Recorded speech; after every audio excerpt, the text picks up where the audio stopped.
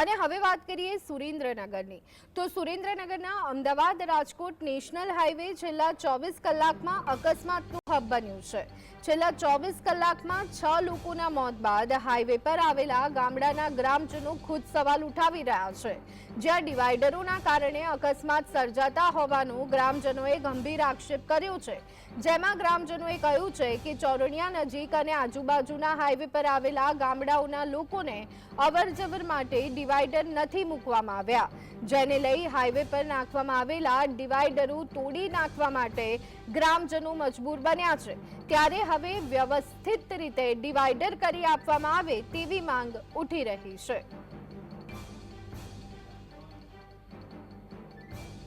આ ગામ ચોરણિયામાં જે ડિવાઈડનો રસ્તો છે બહુ ખરબચડો અને ઢાળ નથી સહેજ પણ, એટલે ગામ લોકોને જવામાં ખૂબ તકલીફ પડે છે।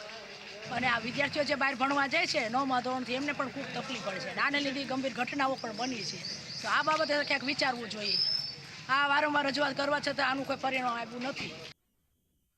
અમારે હાલવાનો રસ્તો નથી અહીંયા કણે, અને પાણા જેવું પાથર્યું એટલે વારંવાર ગાડીઓ લસરે અને એક્સિડન્ટ થાય। હમણાં ઉંટડીનો એક વ્યક્તિ ઓફ થઈ ગયો, તો જે ઝાખણ અમારે જે રસ્તો છે એવો અહીં કણે કહી નાખે ચોરણિયા, તો અમારે અકસ્માત ન બને। કેટલી અકસ્માતમાં ઘટના બનતી હોય છે એક વર્ષમાં? એક વર્ષમાંથી 10 થી 12 તો બને જ છે સાહેબ, એમાં 4-5 તો ખલાસ જ થઈ જાય સાહેબ। ક્યાં રજૂઆત કરી છે તમે આની? રજૂઆત તો હજી સાહેબ ન કરી, પણ અમારે સરપંચે એમને રજૂઆત કરેલી છે, 3-4 જણ કરેલી, વારંવાર છણી નાખે છે। તો આ અંગે વધુ વિગત મેળવી લઈએ। સંવાદદાતા ફઝલ અમારી સાથે જોડાઈ ગયા છે। ફઝલ, સુરેન્દ્રનગરના અમદાવાદ રાજકોટ નેશનલ હાઈવે જાણે કે મોતનો હાઈવે બની ગયો હોય તેવી સ્થિતિ, હવે તો સ્થાનિકો ગ્રામજનો સવાલ ઉઠાવી રહ્યા છે, શું વિગતો સામે આવી રહી છે? ખાસ કરીને સુરેન્દ્રનગર જિલ્લાનો જે અમદાવાદ રાજકોટ નેશનલ હાઈવે છે તે અકસ્માતોનું હબ બની ગયું છે। દર 24 કલાકે એક અકસ્માત સર્જાય છે ને એક કિંમતી જિંદગી છે તે મોતને હોમાય છે તેવું તાજેતરમાં તારણ સામે આવ્યું છે। ત્યારે છેલ્લી 24 કલાકમાં જ્યારે વાત કરવામાં આવે તો સુરેન્દ્રનગર જિલ્લાનો જે રાજકોટ અમદાવાદ નેશનલ હાઈવે છે ત્યાં અલગ અલગ 2 ઘટના બની છે અકસ્માતની, જેમાં ડમ્પર ચાલકે ટ્રકને અડફેટે લેતા ત્યાં 5 જેટલા લોકોના મોત નીપજવા પામ્યા છે, જોકે મૃત્યુઆંક વધી અને હાલ 6 થઈ ગયો છે। બીજી તરફ ચોરણિયા ગામ નજીક જે વિદ્યાર્થીઓ ભરેલી ટ્રાવેલર્સ હતી તેને ટક્કર લગાવવામાં આવી છે, જેમાં 10 થી વધુ વિદ્યાર્થીઓને પણ ગંભીર ઈજાઓ પહોંચી છે। ત્યારે આ અકસ્માત સર્જાવાનું કારણોમાં જે ગ્રામજનોનું કહેવું છે કે ડિવાઈડર જે આ હાઈવે નિર્માણ સમયે નથી બનાવવામાં આવ્યા। ચોરણિયા ગામ હોય, જનસાડી ગામ હોય, આજુબાજુના 5 જેટલા ગામોમાં ડિવાઈડરો જ નથી મૂકવામાં આવ્યા, જેને લઈને આ અકસ્માતોનું હબ છે તે રાજકોટ અમદાવાદ નેશનલ હાઈવે બની રહ્યો છે।